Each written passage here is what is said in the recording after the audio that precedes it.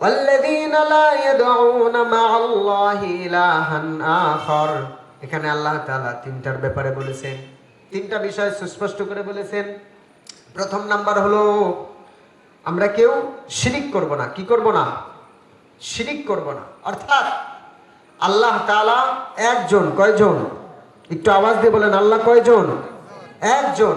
এই আল্লাহ তাআলার একত্ববাদের স্বীকৃতি যখন দিয়েছি এই সময়ে, তখন আমার জন্য আবশ্যক হয়ে গিয়েছে যে খাওয়ানো, পড়া, বেঁচে থাকা, যা কিছু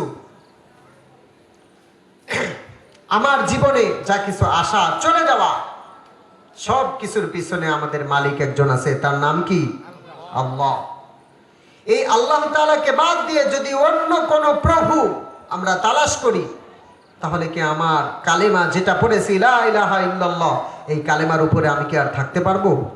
থাকতে পারবো না, কোনোভাবেই আমি পারবো না। এজন্য কোনো শিরিক আমার দ্বারা হওয়া যাবে না, সুস্পষ্টও না, ইঙ্গিতেও না। সুস্পষ্ট শিরিক বলতে আমরা যা বুঝি যে মূর্তি পূজা করা, গাছের পূজা করা, আগুনের পূজা করা, এগুলো হলো শিরিক। আমরা সকলেই বুঝি, ঠিক না? সকলেই বুঝি। কিন্তু কোনো মানুষ যেটা দিতে পারে না, এই জিনিসটাও যখন কোনো মানুষের কাছে চাইবো, সেটা কি? এটাও শিরিক। কোনো মানুষ কারো প্রাণ বাঁচাইতে পারে না, কোনো মানুষ কাউকে হায়াত বাড়িয়ে দিতে পারে না। কোনো ব্যক্তির কাছে যখন এগুলো আমরা করজোড়ে অনুরোধ করে চাইতে যাই, এটাও এক ধরনের শিরিক হয়ে যায়। কি হয়ে যায়? শিরিক। কঠিন গুনাহ। শিরিকের গুনাহটা কত বড় কঠিন!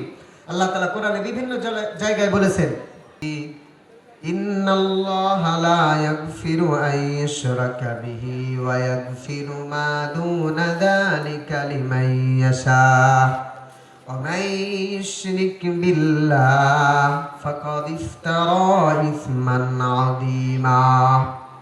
দুনিয়াতে কোনো মানুষ যত রকমের গুনাহ করবে, ছোট বড় যা কিছু গুনাহ করবে, আল্লাহ তাআলা ওয়াদা দিচ্ছেন সকল প্রকারের গুনাহ আমি আল্লাহ তাআলা চাইলে ক্ষমা করে দিব। কিন্তু কোনো বান্দা যদি শিরিকের গুনাহ করে, ওই মালিকের সঙ্গে কোনো বস্তুকে, কোনো ব্যক্তিকে যদি শরীক করে থাকে, আল্লাহ তাআলা কোরআনে কয়েক জায়গায়, এক জায়গায় না, বারবার বলেছেন,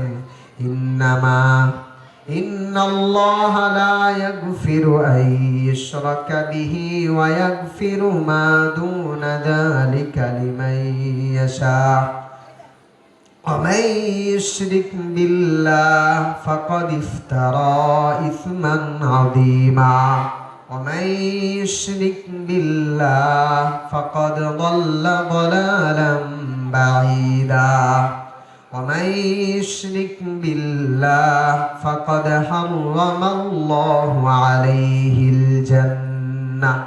নাউযু বিল্লাহ। একটু আওয়াজ দিয়ে বলেন নাউযু বিল্লাহ।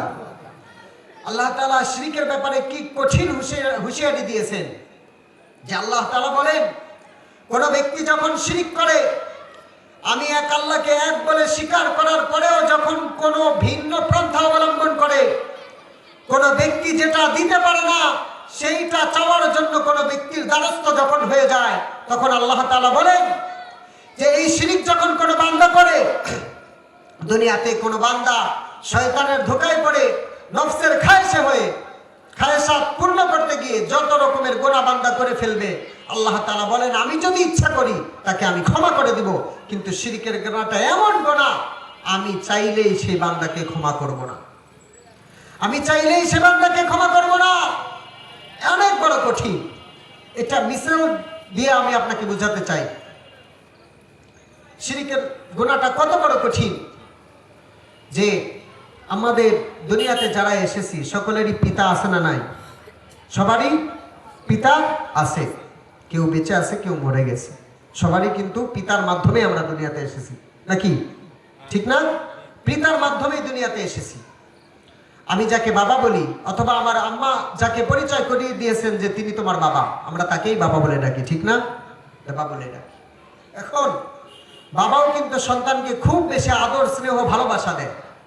ঠিক ভালোবাসা দেয়, নিজের জীবনের যা কিছু আছে না আছে সকল প্রাণপণ চেষ্টা করে নিজের সন্তানের জন্য একটা ভালো কিছুর ব্যবস্থা করে সেই বাবা।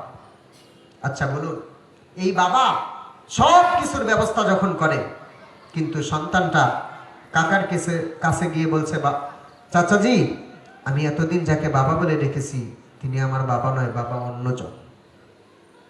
আচ্ছা বলুন তো, এই কথাটা চাচা বাবার কাছে পৌঁছাবে কিনা? একটু আওয়াজ দেন।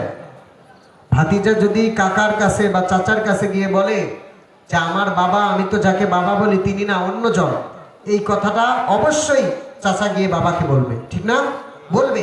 আচ্ছা বলুন, যেই বাবা নিজের জীবনের সব কিছু ত্যাগ করে সন্তানের জন্য ব্যবস্থা নিত, পোশাক কিনে দিত, খাবার খাওয়াইতো, দুধ খাওয়াইতো, কলা খাওয়াইতো, সব কিছু দিয়ে নিজের জীবনের রক্তকে ঘাম বানিয়ে শেষ করে দিয়ে সেই সন্তানের জন্য কঠিন কঠিন কাজগুলো করেছে, ওই সন্তান যখন বাবাকে অস্বীকার করবে, বলুন তো ওই বাবাকে আর ওই সন্তানকে রাখবে? ঠিক তেমনই ছোট্ট একটা বিষয় আমি এই মিসালটা দিয়ে আপনাকে বুঝাতে চেয়েছি।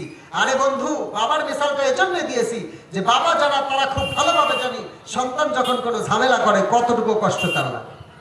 ঠিক তেমনই এই মিসালটা দিয়ে আমি বুঝাতে চাই, আরে বন্ধু, এক সময় তুমি আমি কিছুই ছিলাম না, দুনিয়াতে এসেছি, আল্লাহ তাআলা আমাদেরকে সবকিছু ব্যবস্থা করে দুনিয়াতে আসার তৌফিক দিয়েছেন, তিলে তিলে বড় বানিয়েছেন, সবকিছু যখন করেছি, যখন আমার সবকিছু বোঝার মতো ব্যবস্থা হয়েছে, এই সময় যখন আল্লাহ তাআলাকে বাদ দিয়ে আল্লাহ তাআলাকে রব হিসেবে স্বীকৃতি দেওয়ার পরেও যখন আল্লাহ তাআলার কাছে না চেয়ে কোনো ব্যক্তি বা কোনো বস্তুর কাছে গিয়ে আমি যখন হাত পাতি, নিজের মাথা নিয়ে দেই, আল্লাহ তাআলা বলেন তোর বাবা যেমন তোকে অস্বীকার করে বাড়ি থেকে বের করে দেয়, আল্লাহ তাআলা বলেন তুই যখন আমার রব পরিচয় দেওয়ার পরেও আমাকে মানতে পারো না, আমাকে চাইতে পারো না, তখন আল্লাহ তাআলা বলে যে দুনিয়ার সব কিছুর গুনাহ মাফ হতে পারে, কিন্তু আমার সঙ্গে যদি শিরিক করে থাকিস আমি তোকে ক্ষমা করব না, করব।